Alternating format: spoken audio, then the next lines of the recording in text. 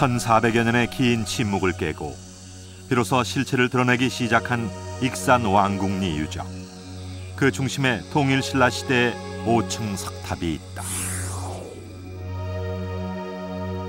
지난 1965년 왕궁리 석탑에서 발견된 진귀한 사리 장엄구가 최근 학계의 새로운 관심사로 부상했다. 0.15mm 두께의 금판에 금강경을 정성스럽게 새겨놓은 19장의 금제 금강경. 그런데 통일신라의 유물로 알려져 온 금제 금강경이 백제의 것으로 밝혀진 것이다. 왜 통일신라의 석탑에 백제 금강경이 들어있었던 걸까?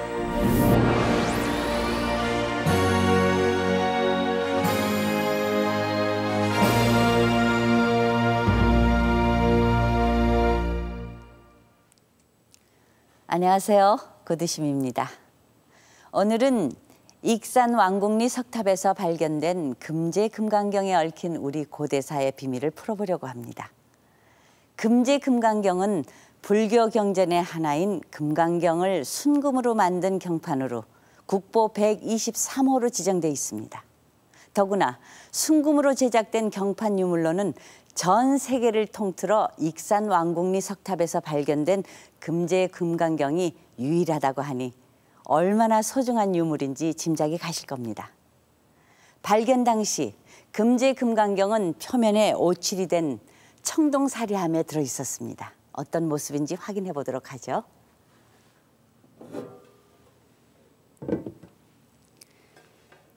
이 사리함 속에는 청동함 안에 이렇게 눈부신 또 다른 내합이 들어있습니다. 금으로 만든 내합입니다. 금제 금강경은 바로 이 금제 내합 속에 들어있었습니다.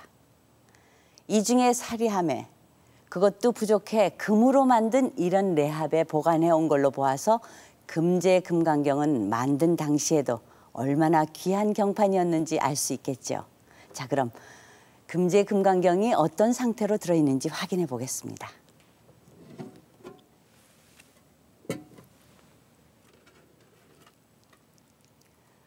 어떻습니까?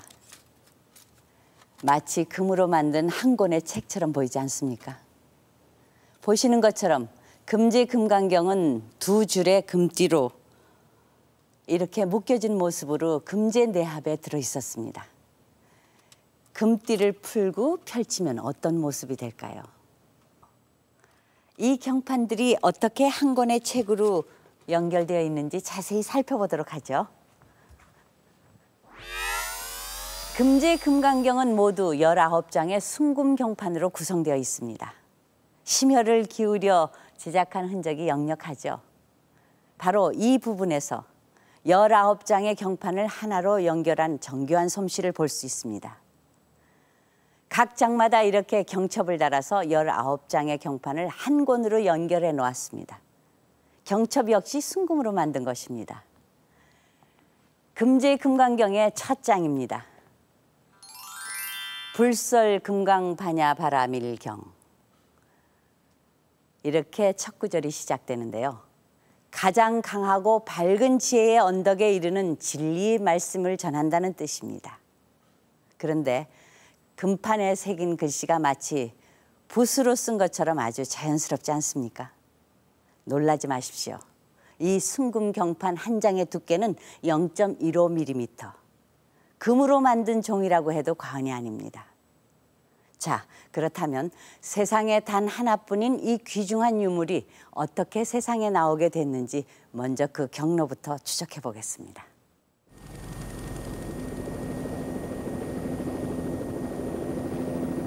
왕궁리 석탑이 위치한 곳은 전북 익산시 왕궁면 왕궁리. 이름부터 예사롭지 않은 왕궁리 유적은 지금도 한창 발굴이 진행 중이다.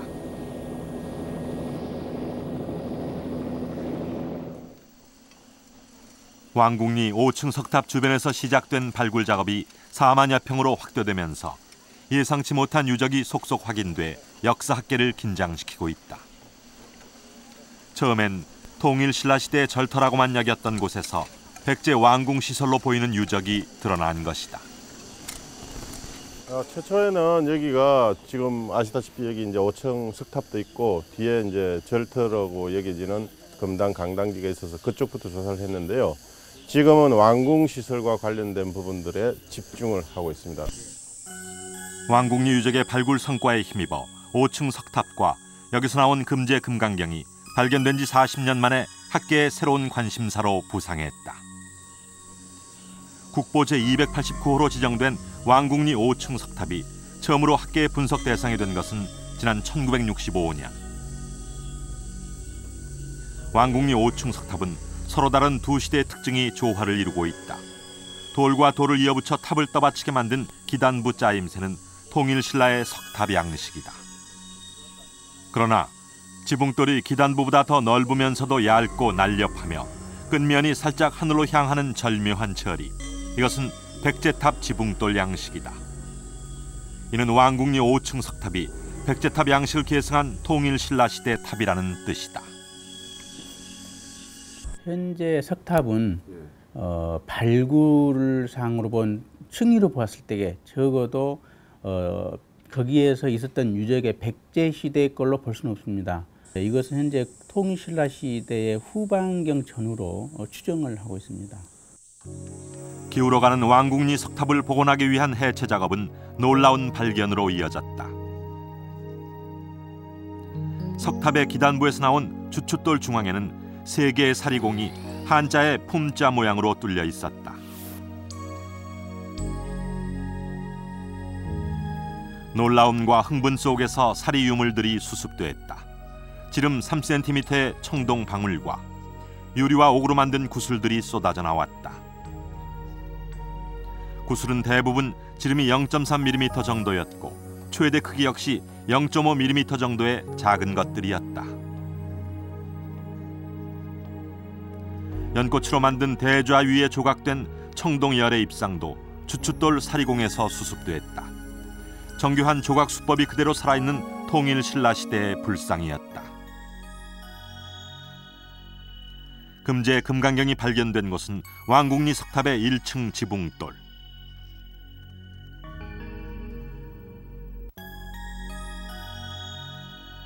탑을 해체하자 지붕돌 윗면 한가운데서 2개의 사리함이 모습을 드러냈다. 2개 모두 금동으로 만든 사리함이었다. 그리고 그 안에는 순금으로 만든 금제 사리 내합이 각각 들어있었다.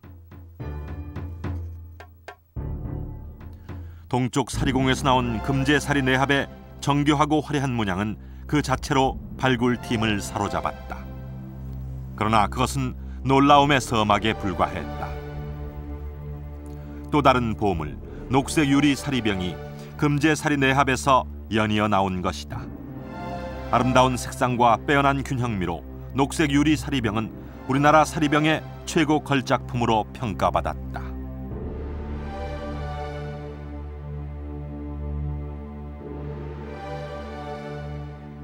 신앙과 그리고 공예의 수준을 보여주는 아주 걸작들이라고 보여지는데, 일단 지금 현재 확인된 그 사리를 담는 사리병의 경우 지금까지 우리나라에서 발견된 그 사리병 중에 가장 균형이 잡히고 아름다운 사리병으로 이제 평가받고 있습니다. 1층 지붕돌 서쪽 사리공에서 수습한 청동 사리함에서 발견된 금제 사리 내합은 비교적 단순한 모양이다. 그런데 금제 사리 내합의 뚜껑을 여는 순간 이제까지 발견된 적이 없는 귀한 유물이 들어있었다.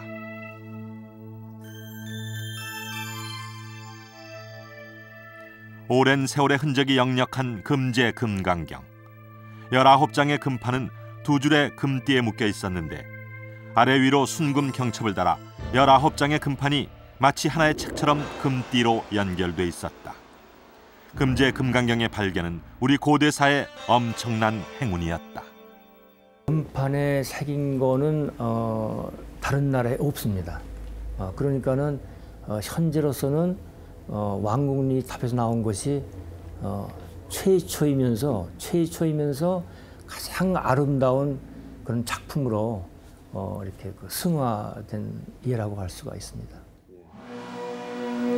19장의 금판에는 가로 세로 17행의 형식에 맞춰 지혜의 완성을 설하는 금강경이 새겨져 있었는데 금판 한 장의 두께는 0.15mm. 금으로 만든 금제 금강경은 세상에서 한 점뿐인 보물이었다.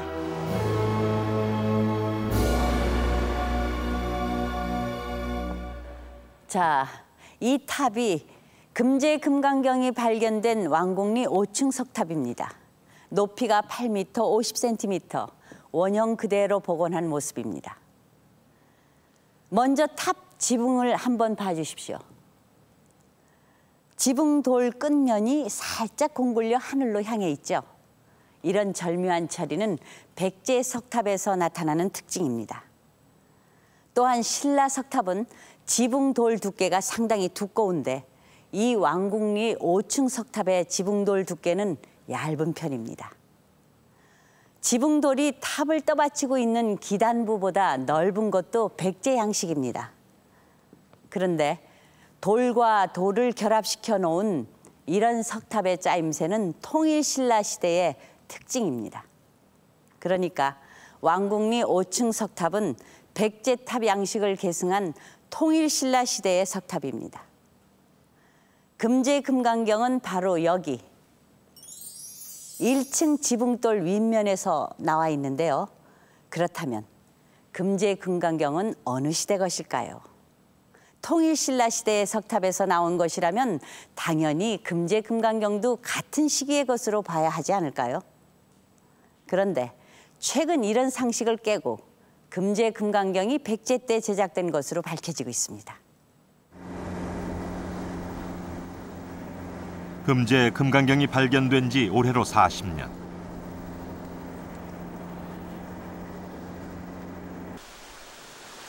그동안 통일신라 시대 것으로만 알려져 온 금제 금강경의 제작 시기에 본격적인 의문을 던진 곳이 경남 양산의 통도사다.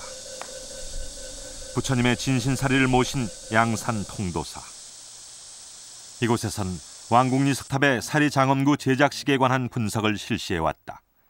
한정호 학예사가 집중 연구 대상으로 삼은 것은 금제사리 내합에 조각된 문양이다.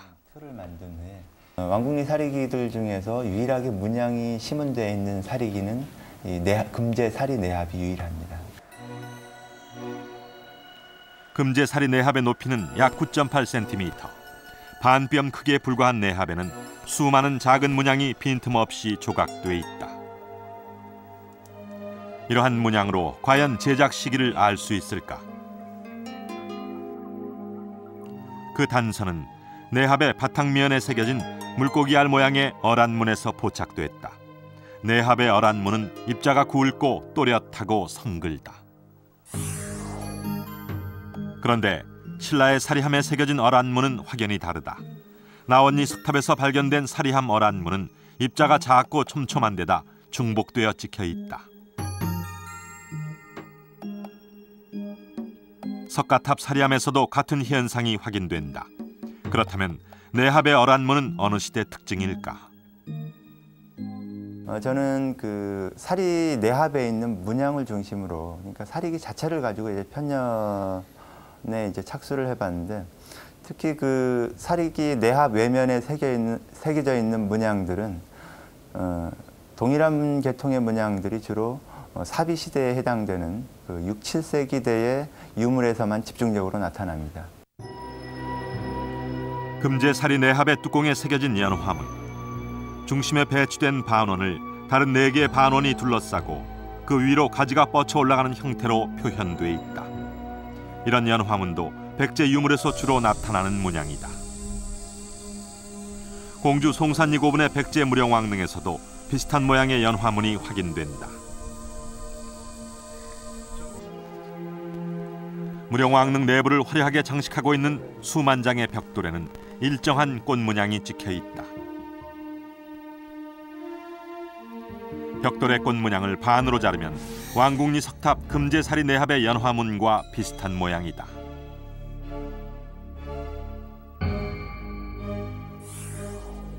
위로 뻗어 올라간 가지의 굵기와 선명도는 금제사리 내합에서 좀 더 발전된 형태다.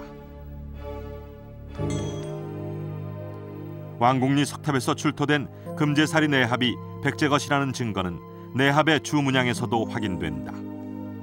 구름과 연꽃을 결합시켜 도안한 것으로 보이는 연화 서운문은 백제 사비시대 문양의 특징이다. 부여 능산이고분에서 출토된 관장식 문양과 흡사하고 백제 무왕의 능으로 알려진 쌍능의 관장식도 같은 문양이다. 이는 금제사리 내합이 백제의 사비시대 것이라는 뜻이다.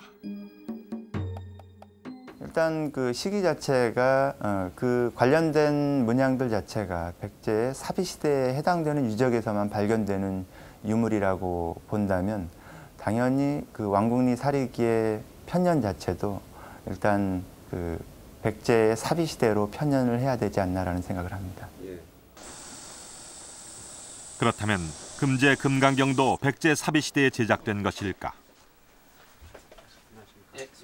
이 자료는 중국 돈황 유적에서 발견된 금강경 사경본과 금제 금강경을 비교 분석하던 중 송일기 교수는 흥미로운 공통점을 찾아냈다. 822년 이전에 제작된 사경본에는 금강경 원문에 62자가 빠져 있었다. 그런데 이 62자는 금제 금강경에도 빠져 있다. 따라서 금제 금강경이 822년 이전 시기에 제작됐다는 추정이 가능하다. 결정적인 기준이 되는 거죠. 그러니까 도낭 사경을 보더라도 도낭 사경에 이 부분이 빠진 사경들이 많이 있거든요. 따라서 그런 사경들은 822년 이전에 쓰여진 사경으로 이렇게 우리가 말할 수 있겠고, 이 부분이 보완된 것은 822년 이후에 쓰여진 사경으로 이렇게 판단할 수가 있습니다. 그렇다면 금제 금강경의 좀 더 정확한 제작 시기도 알아낼 수 있을까?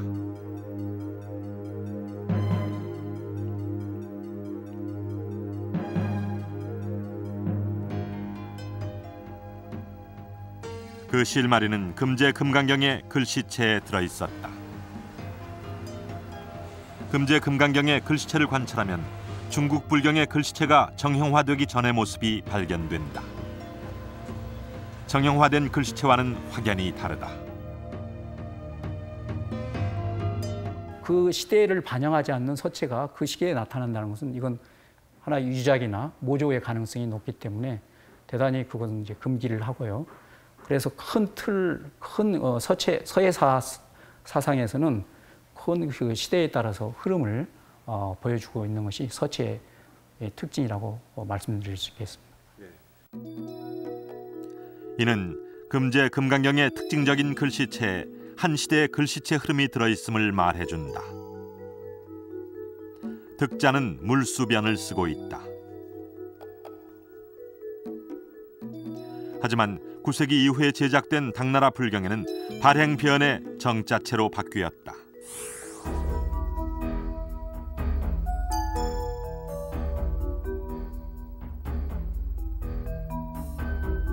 그런데 8세기에 제작된 당나라 불경에는 물수변과 발행변이 혼재되어 나타난다. 이렇게 비교 분석한 결과 금제 금강경은 7세기 이전의 중국 불경 글씨체와 같은 것으로 확인됐다. 민면을 힘차게 위로 쳐올린 안일비와 역, 득, 취자 등이 7세기 이전의 중국 불경과 같은 글씨체임을 알 수 있다. 7세기 초반, 8세기, 9세기 가면서 당 사경들이 완전히 그 정형적인 모습으로 자리 잡아가는데, 이 금지경은 그 자리 잡아가기 정형화되기 이전 단계, 그러니까 7세기 이전의 모습을, 그런 서풍의 모습을 담고 있다라는 것이죠. 그런 점이 금지경의 시대를 백제 무왕 초기, 즉 7세기 전반으로 이렇게 볼 수 있겠습니다. 금제 금강경이 백제 때 제작된 것이라는 증거는 왕궁리 유적에서 발굴된 유물로도 확인된다. 왕궁리 유적에서 나온 백제 금제품은 그 종류와 형태도 너무나 다양하다. 0.25mm 굵기의 금실도 있다. 이 금실의 꼬임새는 금제 금강경의 금판을 연결한 금실과 같은 모양이다.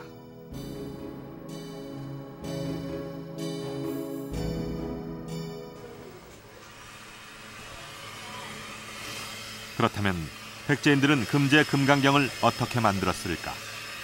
종로의 한 귀금속 세공소에서 같은 두께 금판을 만들어 금제 금강경을 만들어 보기로 했다.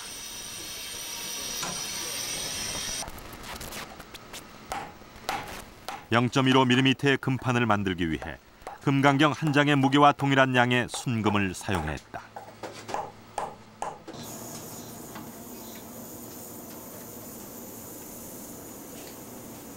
정밀 기계 작업으로 같은 두께의 금판을 만들었다.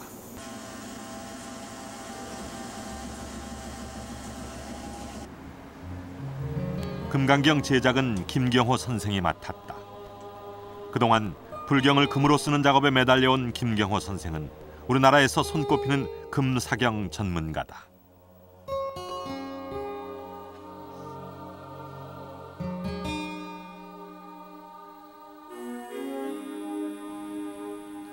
금판에 금강경의 글자를 거꾸로 각필하는 것으로 금강경 제작이 시작됐다. 금제 금강경은 상하로 금강경을 금판 뒷면에 각필한 것으로 추정했기 때문에 같은 방법으로 써내려갔다. 금판에 목필로 새기는 것은 불가능하고 철필로 쓸 경우엔 금판이 쉽게 손상된다. 하지만 불교에서 지혜를 상징하는 코끼리의 뿔은 예로부터 불경을 각필하는 데 사용돼 왔다. 금판에 글자를 거꾸로 새기는 것은 숙련된 솜씨를 요구하는 작업이었다. 고도의 기술을 요하는 부분이거든요. 그다음에 지금 금을 다룰 줄 아는 사람, 그러니까 금의 속성을 제대로 아는 사람이고요. 두 번째로는 서예적인 요소가 아주 그러니까 서예의 대가였을 것이고, 그다음에 이제 새기는 재료, 그 쓰는 재료, 서사 재료에 있어서도 아주 숙련 과정을 많은 숙련 과정을 거친 사람, 그 세 가지 조건을 만족하는 사람이었어야 지금 이게 가능했으리라고 보거든요. 살아있는 듯한 글자의 입체감. 금제 금강경의 입체감이 그대로 살아있었다. 금판의 뒷면에다 글자를 거꾸로 각필한 효과였다. 따라서 왕궁리 석탑의 금제 금강경은 백제 장인이 상하로 각필한 것이란 추정이 가능하다.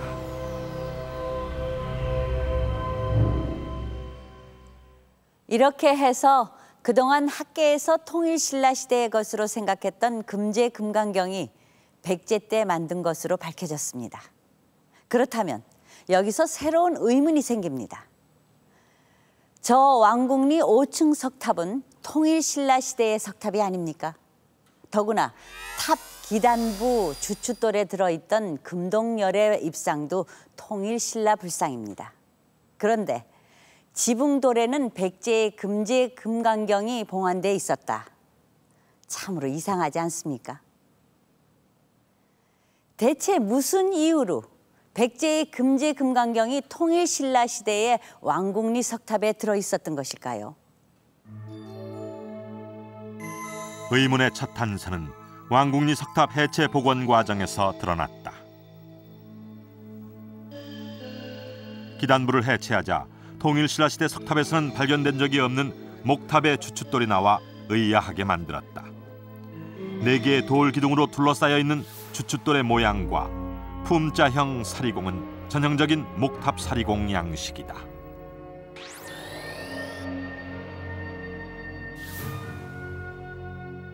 지금까지 우리나라의 석탑을 조사하면서 기단 내부에서 석탑의 기단 내부에서 심초석이라든지 방형사리공 그리고 사천주라는 심초석을 중심으로 하는 네 방위의 기둥이 확인된 바는 전혀 없습니다.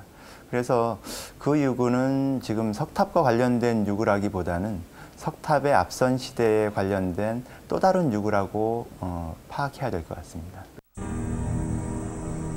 그러나 주춧돌 사리공에서 발견된 청동열의 입상이 통일신라 시대 불상으로 밝혀지면서 주춧돌을 둘러싼 의문은 베일에 쌓인 채 미스터리로 남게 됐다.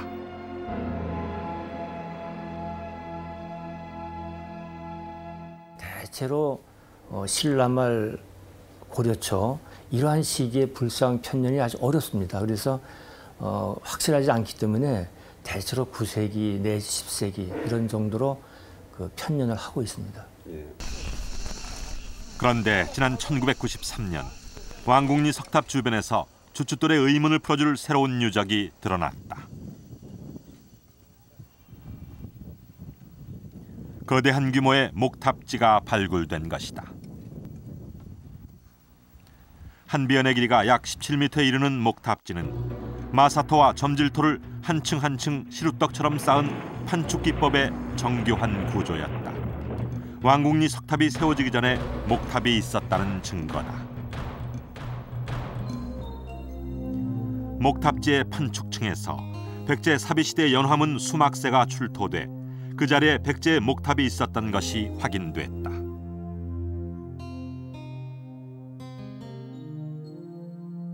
그 판축층은 목탑이 그 자리 잡고 있었던 거고 현재 석탑은 그 목탑이 파괴된 후에 다시 세워진 겁니다. 백제 목탑의 특징을 보여주는 유적은 4.5km 지점에 위치한 익산 미륵사지에서 확인이 가능하다. 목탑의 높이가 60여 미터에 이르렀을 것으로 추정되는 미륵사 목탑지의 한비연은 19.2m. 발굴 당시 이 목탑지는 47단의 정교한 판축층으로 이루어진 것이 확인됐다.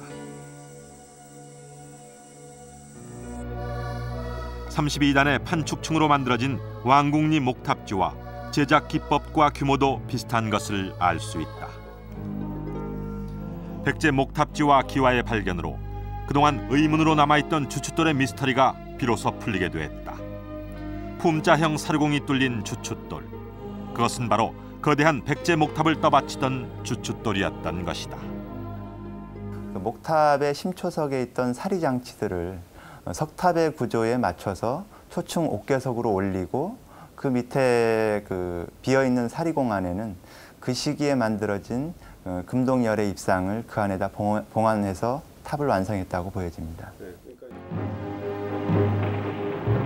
이중의 사리함에 봉안된 금제 금강경은 원래 백제 목탑의 주춧돌에 봉안돼 있었던 것으로 보인다.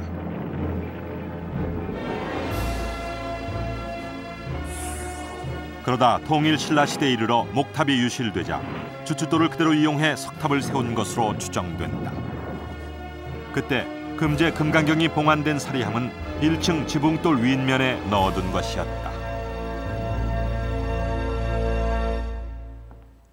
이 탑이 왕궁리에서 확인된 목탑지의 크기를 기초 삼아 복원한 것입니다. 그리고 이 탑은 왕궁리 5층 석탑입니다. 학계에서는 왕궁리 5층 석탑의 지붕돌 윗면, 바로 이 부분에서 나온 금제 금강경이 원래는 여기 목탑의 주춧돌에 봉안돼 있었던 것으로 추정하고 있습니다. 그렇다면 이 목탑에 봉안돼 있던 금제 금강경은 불경을 모신 우리나라 최초의 법사리가 되겠습니다. 자, 익산 왕궁리에서 금제 금강경을 봉안한 이런 거대한 백제 목탑이 있었다는 얘기는 그에 버금가는 대규모 사찰이 존재했다는 뜻입니다. 더구나 순금으로 만든 금강경을 봉안한 사찰이라 고대 국가에서 금은 왕과 권력의 상징이 아닙니까? 그렇다면 금제 금강경을 만들고 절을 세운 사람이 백제의 왕이라는 얘기가 되는데 과연 백제 어느 왕이 만든 것일까요? 궁금증을 풀어줄 실마리는 의외의 곳에서 발견됐다. 교토의 청년원은 일본 천태종의 좌장인 행현 스님이 세운 것으로 알려진 유서 깊은 절이다. 이곳 수장고에는 창건일에 전해져 오는 귀한 이엔 문서들이 보관돼 있다. 마키다 다이리오 교수가 찾아낸 문헌 중에는 우리나라 기록에는 발견되지 않는 흥미로운 기록이 들어있었다.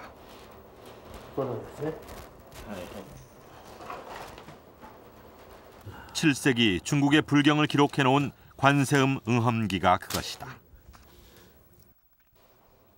관세음 응험기는 관세음 신앙의 영적 체험을 모아서 기록한 문헌이다.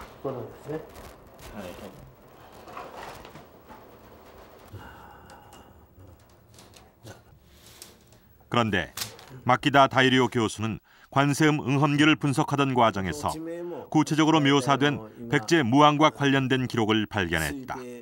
그때까지 한 번도 접해본 적이 없는 기록이었다.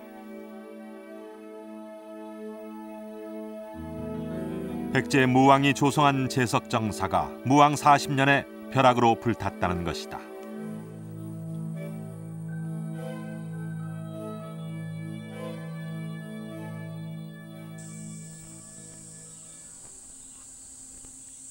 그렇다면 관세음 응험기에서 전하는 무왕의 제석정사는 실제로 존재한 것일까? 놀랍게도 왕궁리 석탑에서 동쪽으로 1.4km의 왕궁리 궁평마을에서 그 단서가 확인됐다. 18세기에 제작된 호남 읍지를 보면 궁평마을이 속한 익산 왕궁면은 제석면으로 불렸던 곳임을 알 수 있다.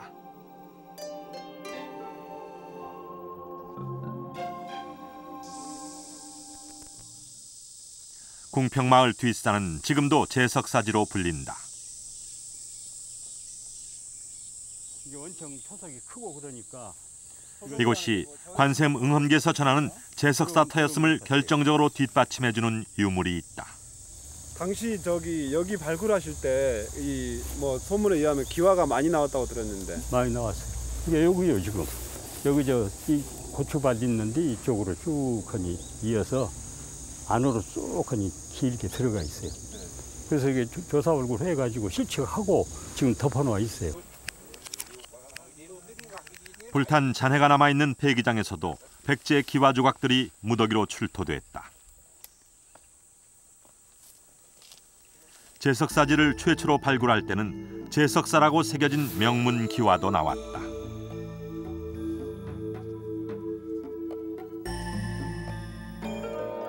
불탄 흔적이 역력하게 남아있는 사천왕상도 발견됐다. 관세음 응험기의 기록이 증명된 것이다. 그런데 목탑의 심초석, 즉 주춧돌을 열자 불사리병과 금강반야 경판은 그대로 남아있었다고 기록돼 있다.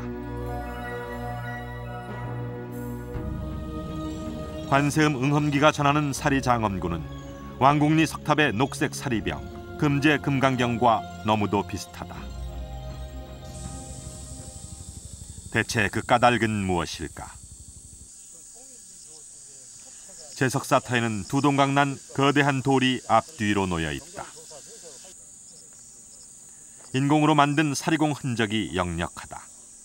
관세음 응험기가 전하는 제석사 주춧돌로 추정된다. 제석사 앞에 이렇게 세워져 있던 탑에 바로 심초석이 바로 이 돌입니다. 근데 여기가 이렇게 지금 사각형으로 파져 있네요. 오목 파진 이곳에 관세음보살 응엄기라고 하는 그 국보 그것하고 부처님의 사리병이 들어있는 사리함하고 두 개가 이 속에 이렇게 들어있었어요. 금강경하고 사리함하고. 그렇죠. 김삼룡 교수는 녹색 사리병과 금제 금강경이 이 주춧돌에 봉안돼 있었던 것임을 확신했다. 과연 그럴까? 사리공의 넓이와 깊이를 측정한 결과 금제 금강경이 봉안돼 있던 사리공 크기와 비슷하다. 제석사 주춧돌을 결합시키자 그 중심에 직사각형의 사리공이 생겼다. 왕궁리 석탑의 사리함 두 개를 안치시키자 일치한다. 이로써 관세음 응험기가 전하는 제석사 주춧돌의 사리장엄구가 왕궁리 석탑의 녹색 사리병과 금제 금강경이라는 추정이 확인된 셈이다.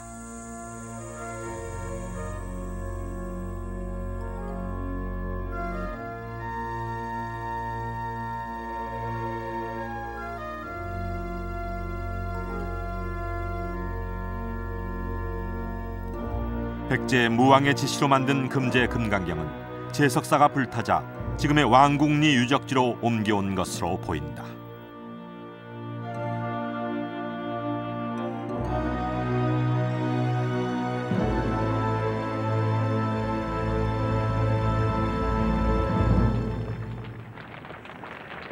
금제금강경은 백제무왕의 지시로 만든 것이다. 제석정사가 불타고 난 다음 왕궁리로 옮겨왔다. 우리가 백제의 금제금강경이 통일신라의 왕궁리 석탑에 봉안된 경위를 추적하는 과정에서 확인한 사실입니다. 금제금강경이 왕궁리에 옮겨져 봉안된 정확한 시기는 알 수 없지만 관세음응엄기의 기록을 통해 추정해 볼 수가 있습니다. 관세음응엄기에 따르면 제석정사가 불탄 시기는 서기 639년. 그렇다면 그 이후 어느 시점인가에 익산 왕궁리에 금제금강경을 봉안할 이런 거대한 목탑이 세워지고 절집이 들어섰다는 뜻입니다. 그런데 여기서 또 다른 궁금증이 생깁니다.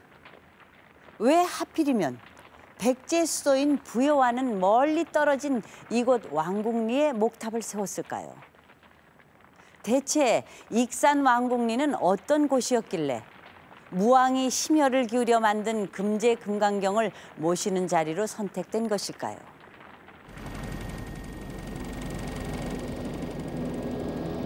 발굴조사에 첫 삽을 뜬 지 올해로 15년째. 4만여 평에 달하는 왕궁리 유적에서는 이곳이 예사롭지 않은 곳임을 뒷받침해주는 유물과 유적이 속속 출토되고 있다.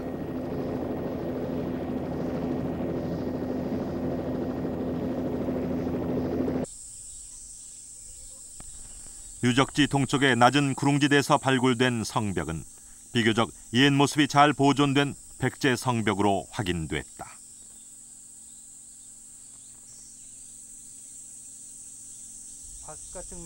발굴된 동성벽의 길이는 약 500m로 그 폭이 3m에 이르렀다. 성벽 내측에는 직사각형 석재를 이용해서 현재 2단까지 저희들이 발굴이 되어 있습니다.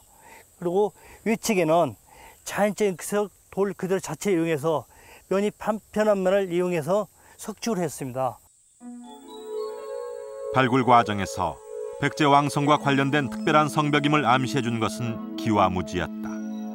성벽을 따라 집중적으로 묻혀있던 백제의 기와무지.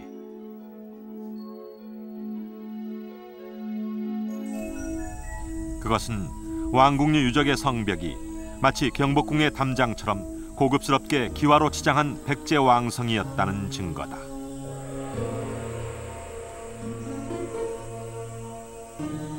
성벽은 동서방향으로 각각 234m에 이르렀고 남북으로 각각 492m에 달하는 직사각형의 고대 왕궁 구조다.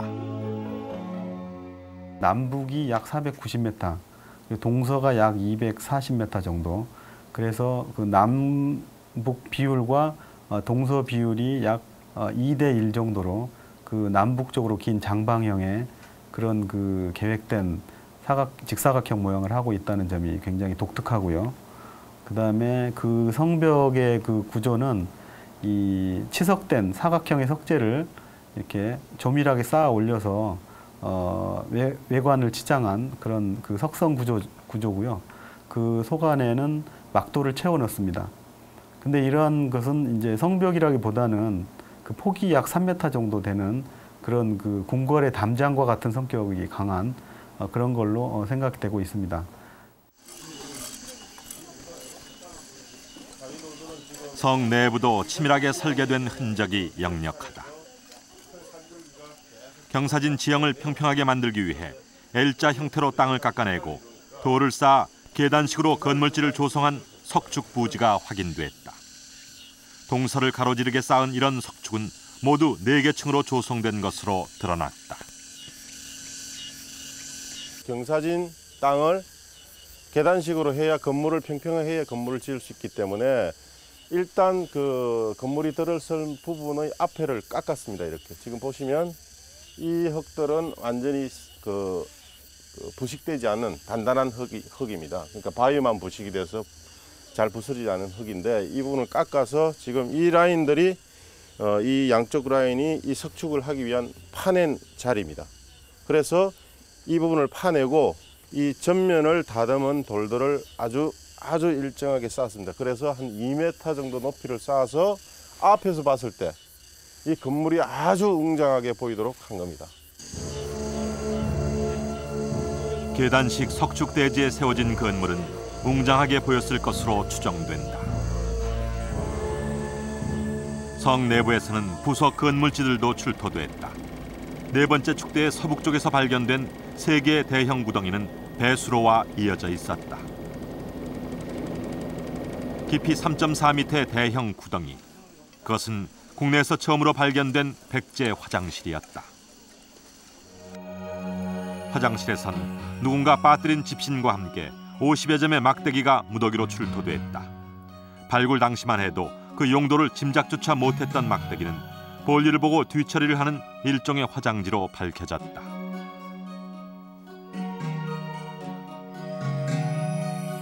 화장실 유적과 유물이 발굴되자 학계는 즉시 백제 화장실 문화 연구에 착수했다. 8세기에 일본 유적에서 발견되는 화장실 시설과 같은 형태임이 확인됐다. 이러한 화장실은 일정한 내부 퇴적물에 일정한 높이로 차면은 그거가 배수로로 연결돼 가지고 퇴적물이 다시 배수로로 연결돼서 그 정화 기능을 갖추도록 되어 있습니다.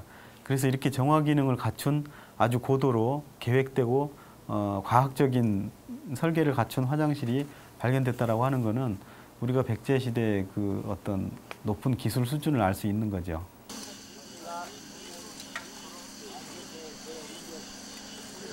(500여) 점에 달하는 토기류에도 왕궁리 유적이 어떤 곳인지 말해주는 단서가 들어있다. 굴뚝 장식품으로 쓰이던 화려한 연가와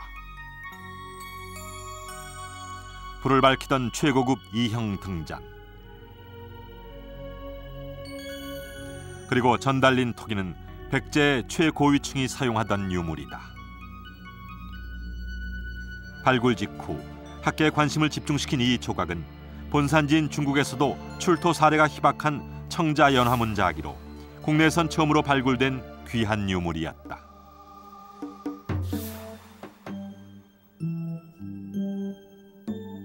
금이나 은, 유리 등을 녹일 때 사용하는 도가니도 수십 점이나 출토됐다. 이는 귀금속 전문 공방이 성 안에 있었다는 뜻이다.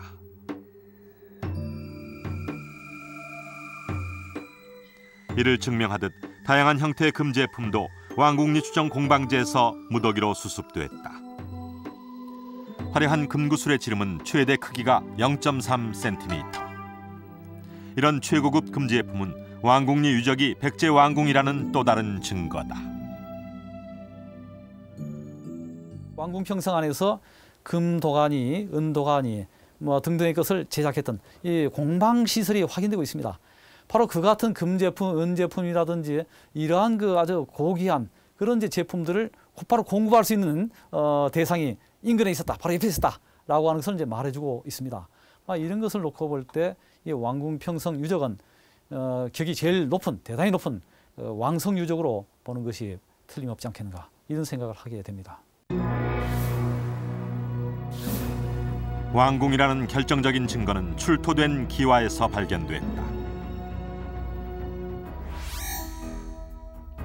백제 수도의 행정구역명이 새겨진 기와들, 상부, 하부, 중부, 전부, 후부 등이 새겨진 오부명 기와는 백제 수도를 가리키는 유물이다. 그런데다 수부라는 글자가 새겨진 기와까지 발굴돼 학계에선 왕궁리 유적을 백제 왕궁으로 보게 됐다. 수부라고 하는 것은 한 나라의 왕이 거처하는 공간을 가리키는 호칭으로 쓰이고 있고요. 또는 중앙정부가 있는 도회, 도시를 가리키는 호칭으로 사용되고 있습니다. 그러니까 이 수부라고 하는 것은 수도라고 하는 뜻이 되겠습니다. 이러한 수부라고 하는 명문 기와가 출토된 장소는 사비도성의 왕성의 한 단위인 부소산성, 그리고 익산의 왕궁평성, 이 두 군데에서만 나온 것입니다. 그래서 이 왕궁평성에서 나온 수부명 기와라고 하는 것은 이곳이 바로 수도다라고 하는 것을 말해주는 결정적인 근거가 된다. 이렇게 이제 볼 수가 있습니다.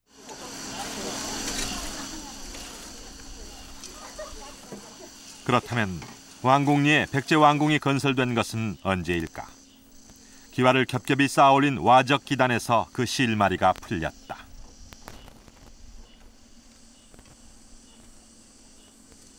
이 와적 기단은 역사적으로 굉장히 또는 문화적으로 굉장히 큰 의미가 있습니다. 왜냐하면 이 와적 기단은 실제로 백제에 있었어도 한성기에도 없었고 서울에 있던 한성기에도 없었고 공주에 있었던 웅진기에도 없던 건물을 만드는 기술입니다.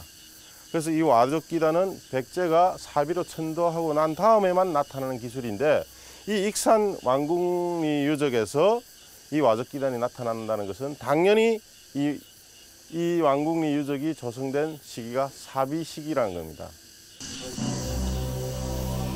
왕궁리 유적이 백제 왕궁이라는 고고학적 증거는 관세음 응험기의 무왕 천도 기록과 정확히 일치한다. 무왕이 천도한 곳으로 전하는 지모밀지는 익산 왕궁평의 옛 이름 지마마지다. 그렇다면 무왕은 왜 익산으로 천도한 것일까? 삼국사기에는 법왕의 아들로 기록돼 있지만 삼국유사를 보면 무왕은 백제에 숨겨진 왕족이었으며 익산에서 자란 것으로 추정된다.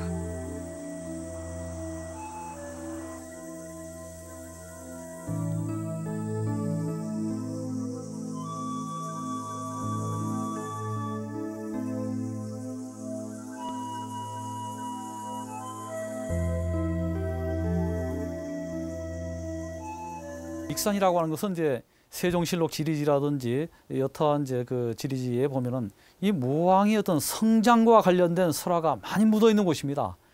이것은 아마 이제 어떤 사실성을 떠나서 이 익산이라고 하는 곳이 무왕의 어떤 정치적 기반이 됐던 곳이다. 이렇게 이제 볼 수가 있을 것 같습니다.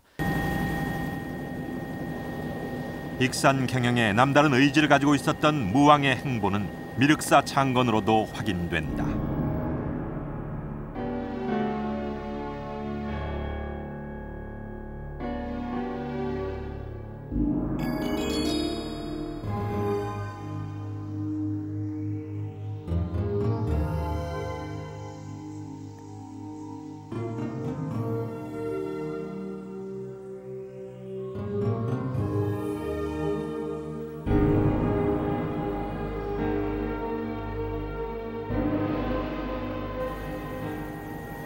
무왕의 익산 천도는 국제정세 속에서도 실마리를 찾을 수 있다. 당시 백제의 최대 희연화는 나제 동맹을 깨고 배반한 신라를 응징하는 것이었다. 실제로 무왕만큼 신라를 집요하게 공격한 왕은 없었다. 무려 12번이나 신라를 공격했다. 격전지의 대부분은 익산과 가까운 곳이다. 신라와 대립적인 관계를 유지하면서 끊임없이 영토 전쟁을 펼치게 됩니다. 이 과정에서 백제로서는 한강 유역의 회복이 가장 소망하는 것이 아니었나 생각이 됩니다. 무왕의 경우에도 결국 신라와 끊임없이 전쟁을 하면서 결국 이들 상실한 영토를 회복하기 위한 그런 노력을 했던 것으로 보입니다.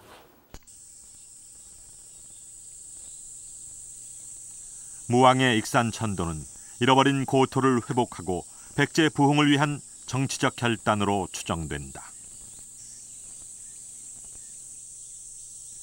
익산 왕궁성과 그 내부에서 출토된 백제 정원 유적 등은 무왕의 정치적 선택을 증언하는 역사의 현장이었다.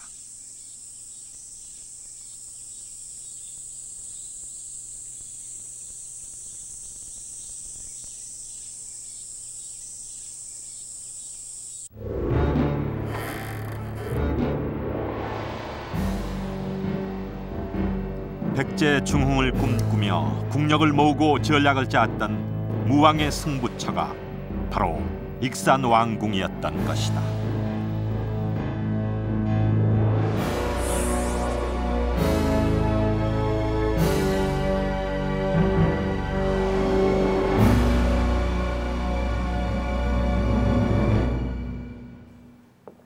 발굴을 토대로 복원한 익산 왕궁성의 정문입니다. 우리가 익히 알고 있는 백제의 수도 공주와 부여에서도 백제 왕궁은 그 실체가 확인되지 않았기 때문에 익산 왕궁성의 가치는 더욱 큽니다. 기와로 장식한 화려한 담장, 정원과 공방시설, 화장실에 이르는 왕궁 부속 건물들까지 발굴 성과로 보아 익산 왕궁성은 한 시기 백제의 수도 역할을 한 것으로 보입니다.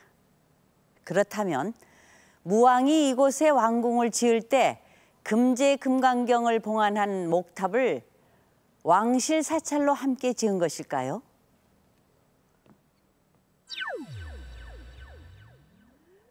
이렇게 놓고 보니 뭔가 이상합니다. 탑의 위치를 보십시오. 탑이 왕궁 정문에 위치해 주요 건물을 가로막고 있습니다.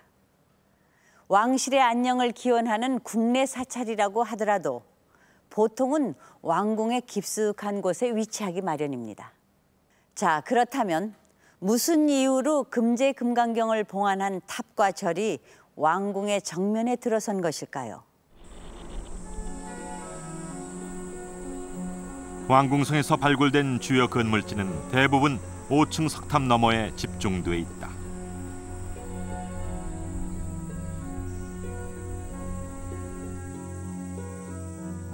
석탑 주변에서 발견된 백제 목탑지와 일직선상의 북쪽에서 금당지와 강당지로 추정되는 건물지가 드러났다. 왕궁사라는 명문이 새겨진 기와가 함께 출토돼 절집의 이름까지 확인됐다.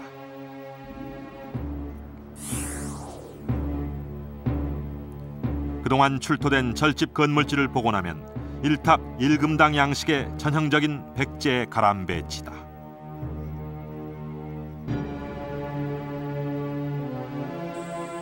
그렇다면 왕궁성에 절집이 들어선 것은 언제일까?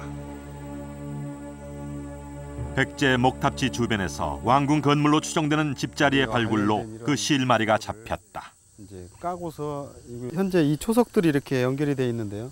이 건물지가 끝부분에 가서 이 탑이 지금 거의 맞닿은 것처럼 돼 있는데 층위상으로 보면은 건물지가 먼저 있었고 건물지를 파괴하고서 탑이 들어선 거가 확인이 되었기 때문에 이 건물지가 먼저 앞선 시기에 있었고 그 이후에 탑이 들어선 걸로 볼 수 있습니다. 발굴 도면을 보면 목탑지가 왕궁 건물지를 파괴하고 들어선 것이 분명하다.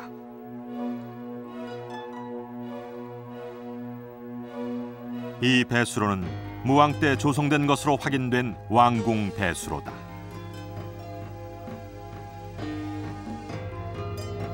그런데 목탑지가 배수로를 파괴한 흔적이 역력하다. 어느 시점 익산 왕궁이 그 기능을 다하고 절집으로 대체됐다는 뜻이다.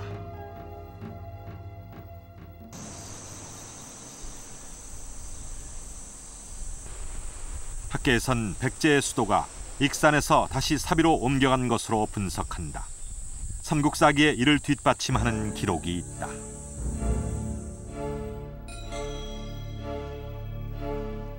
사비로 천도한 이후에 굳이 익산 왕궁성을 파괴한 이유는 무엇일까? 그 단서는 당시 복잡했던 백제의 정치 상황에서 발견된다.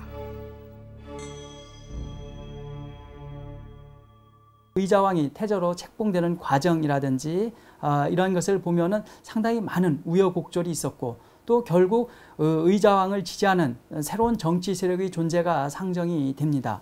결국 그랬을 경우 이 의자왕을 지지하는 정치 세력이 결국 무왕을 지지한 그런 정치 세력과는 다른 그런 세력일 가능성이 크다고 판단이 되고요. 따라서 의자가 왕위에 오른 이후에 사비 지역을 중심으로 정치 권력을 장악한 그런 귀족 세력들에 의해서 익산 세력들이 권력에서 축출된 것이 아닌가 이렇게 생각이 됩니다. 사비 세력과 익산 세력의 정치적 갈등에도 불구하고 무왕은 그의 왕비와 함께 자신의 정치적 고향인 익산에 묻혔다.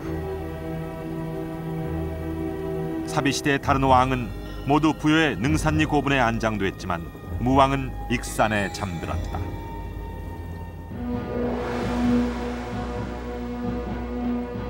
기록으로 확인되는 의자왕은 해동 증자로 칭송받던 효자다. 따라서 그런 의자왕이라면 당연히 아버지의 뜻을 받들어 익산에 모셨을 것으로 추정할 수 있다.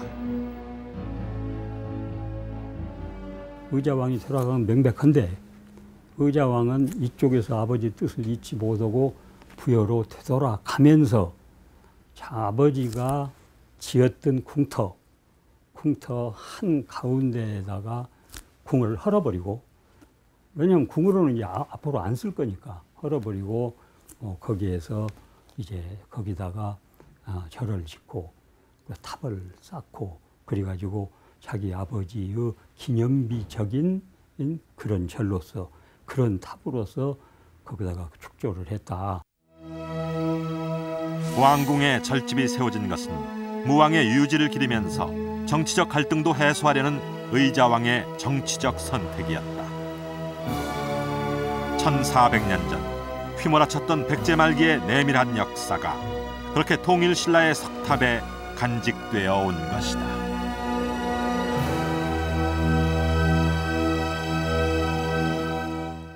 자풀로 우거진 들판에 서 있는 왕궁리 5층 석탑. 오늘 우리는 금제금강경이 이 왕궁리 5층 석탑에 봉안된 경위를 추적하는 과정에서 기록에는 나와 있지 않은 새로운 백제의 역사를 만날 수 있었습니다. 익산에는 무왕이 세운 왕궁이 있었고, 또한 익산은 약화된 나라를 일으켜 세우려는 무왕의 야망이 숨쉬는 백제의 수도였습니다. 익산 왕궁성은 무왕이 추진했던 백제중흥 프로젝트의 거점이었던 것이죠. 1400여 년의 세월이 흐르면서 왕궁성이 사라지고 금제금강경을 봉안했던 백제의 절과 탑도 사라졌지만 그 정신을 담은 금제금강경은 저 왕궁리 석탑에 고이 간직되어 왔던 것입니다.